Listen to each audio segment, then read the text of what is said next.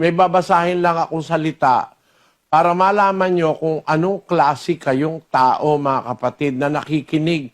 Basahin natin ang Mateo, Kapitulo 13, at ang bersikulo ay 3. At pinagsalitaan niya sila ng maraming mga bagay sa mga talinhaga na sinasabi, narito, ang manghahasik ay yumaon upang maghasik. At sa paghahasik niya ay nangahulog ang ilang binhi sa tabi ng daan. At dumating ang mga ibon at kinain nila. At ang mga iba'y nangahulog sa mga batuhan na dooy walang sapat na lupa. At pagdakay sumibol sapagkat hindi malalim ang lupa at pagsikat ng araw ay nangainitan at dahil sa walang ugat ay nangatuyo. At ang mga iba'y nangahulog sa mga dawagan at nagsilaki ang mga dawag at ininis ang mga yaon. At ang mga iba'y nangahulog sa mabuting lupa at nangagbunga, ang ilay tig-100, ang ilay tig-60, at ang ilay tig-30. Meron pong manghahasik o yung magsasaka sa ating bansa. Ang tawag magsasaka, yung nagtatanim. Lumabas siya para maghasik ng binhi, magtanim. 4 ang nahulugan ng binhi. Yung ibang binhi nahulog sa tabindaan. Yung ibang binhi nahulog sa batuhan. Yung ibang binhi nahulog sa dawagan. Tapos yung ibang binhi nahulog sa mabuting lupa. Ang nagbunga, yung nasa mabuting lupa. Yung 3 binhi na sayang. Kasi yung sa tabi ng daan, pagkahasik, nahasik yung binhi, dumating mga ibon, kinain, sabi nung 13:4. Tignan nyo sa screen. Sa tabing daan, dumating ang ibon, kinain. Yun namang nahulog sa batuhan, kung batuhan, walang malalim na lupa, agad tumubo. Pero kung batuhan, hindi makaano yung ugat, hindi makapasok yung ugat, natuyo. Nung sumikat ang araw, natuyo. Kasi walang sapat na tubig. Hindi siya makakuha ng tubig sa bato kasi sa lupa nandun yung tubig eh.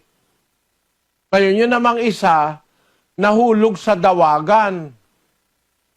Aba, kung maraming dawag, mga siit-siit, mga damo-damo, nainis yung binhi, hindi rin nakalaki, hindi nagbunga. Pero yung nahulog sa mabuting lupa, nagbunga. Yung ibang bunga, 30, yung iba, 60, yung iba, 100. Ibig sabihin, yung nahulog sa mabuting lupa, ang ganda-ganda ng pagkakatubo. Ang tanong, ano po ang kahulugan ng talinghagang ito ni Kristo? Pakinggan nyo, makinig po kayong mabuti. Konting bagay lang naman na makinig kayo mga kapatid. Wala naman dapat pagkaabalahan. Alamin natin ang kahulugan ng talinghaga. Yung magsasaka o yung nagtatanim, may daladalang binhi, 4 na lugar ang napuntahan ng binhi. Tabing daan, batuhan, dawagan, at saka mabuting lupa. Basahin natin ang paliwanag sa Biblia. Sa Lucas 8:11. Ito ang talinhaga. Ang binhi ay ang salita ng Diyos. Yung pala naman binhi na nahulog sa 4 na lugar, hindi pala naman yun buto ng palay o kaya yung, hindi naman pala palay yun, hindi naman pala yun buto. Yung binhi pala ang salita ng Diyos. Ano nangyari? At ang mga sa tabi ng daan ay ang nangakinig. Kung magkagayoy, dumarating ang diablo at inaalis ang salita sa kanilang puso upang huwag silang magsisampalataya at mga ligtas. Aba, malalim pala kahulugan ito. Yung binhi, salita ng Diyos, yung palang lugar na tabing daan, kung tawagin, yun pala, puso ng tao yun. Ang sa tabi ng daan ay ang nangakinig. Pero pagkapakinig nila, dumarating agad yung ibon, kinakain yung binhi. Yung pala, yung larawan ng dyablo. Dumating ang dyablo, inalis ang salita sa kanilang puso upang wag silang magsisampalatay at maligtas. Naku mga kapatid, pakita ko sa inyo lang sandali ho. Siguro, yung mga ibang nakinig, ang kanilang puso, tabing daan. Kung mo tabing daan, madali lang mayapakan, madali lang. Pagka nagtanim ka kasi sa tabing daan, maraming istorbo kasi maraming daan ng daan eh. Eh si Satanas eh, nasa daan yan lagi eh. Gumagala yan eh. 5:8 ng unang Pedro. Kayo'y maging mapagpigil, kayo'y maging mapagpuyat. Ang inyong kalaban na Diablo, na gaya ng liyong umuungal, ay gumagala na humahanap ng masisila niya. Yan. Yung Diablo, lakad na lakad yan eh. Ano? Gumagala yan. Kaya kung ikaw nasa tabi ng daan, madali ka niyang maa-access. Madali ka niyang mapupuntahan. Kaya yung nasa tabi ka ng daan, nakinig. Pero dumarating ang dyablo, inaalis ang salita sa kanilang puso upang wag silang magsisampalataya at maligtas. Pakiramdaman nyo, sarili nyo. Nung makinig ba kayo, nawala agad yung salita ng Diyos? Hindi nagkaroon ng matimbang na pagpapahalaga sa inyo? Baka kayo nabibiktima ng dyablo, inaalis yung salita. O, ngayon, tuloy natin ang binabasa nating talinghaga sa 8:13. At ang mga sabatuhan ay yaong mga pagkarinig ay tinatanggap na may galak ang salita. At ang mga ito'y walang ugat, na sila sa sandaling panahon nagsisisampalataya at sa panahon ng tukso ay nagsisihiwalay. Yung pala naman yung batuhan. Yung pala, mga tao, ang halimbawa nung 4 na lugar, mga tao, yung kanilang puso. Yung pusong batuhan, ang ibig sabihin nun, matigas kasi yun eh. Hindi makakapenetrate yung ugat, hindi makakapasok yung ugat sa bato.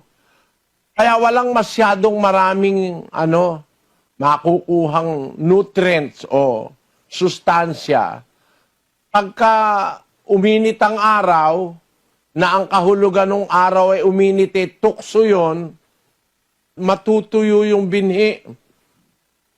Ang sabatuhan, yung mga pagkarinig, tinatanggap na may galakang salita, natatanggap agad. Pero, walang ugat dahil batuhan yung lugar eh. Batuhan yung puso. Na sila sa sandaling panahon, nagsisisampalataya at sa panahon ng tukso, humihiwalay na. Kaya nawawala na. Hindi na bumabalik. Tuloy natin ang talata. At ang nahulog sa dawagan ay ito ang nangakinig.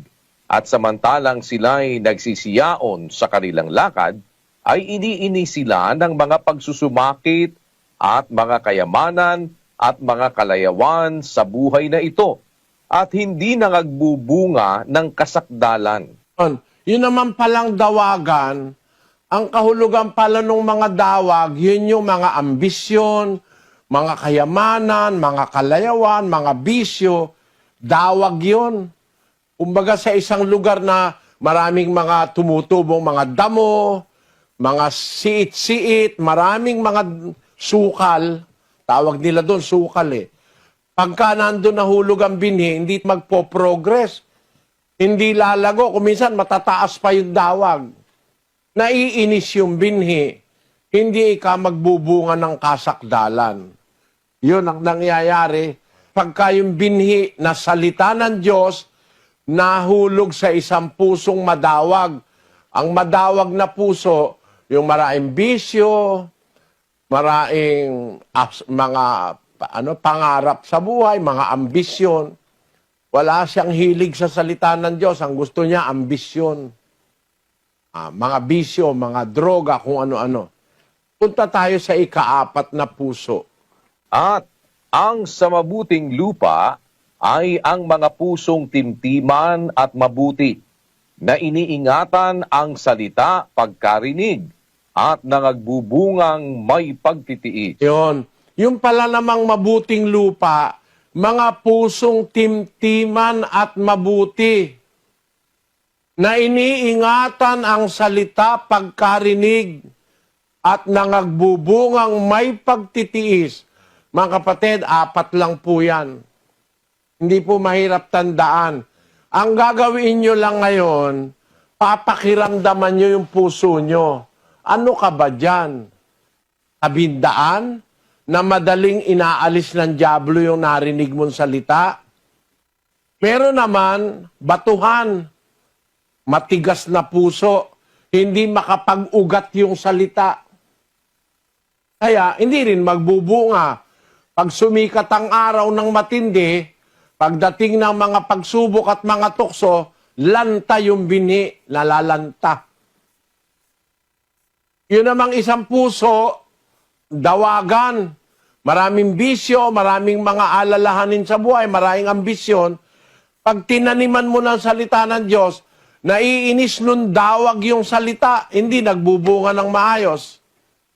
Pero merong puso, mabuting lupa.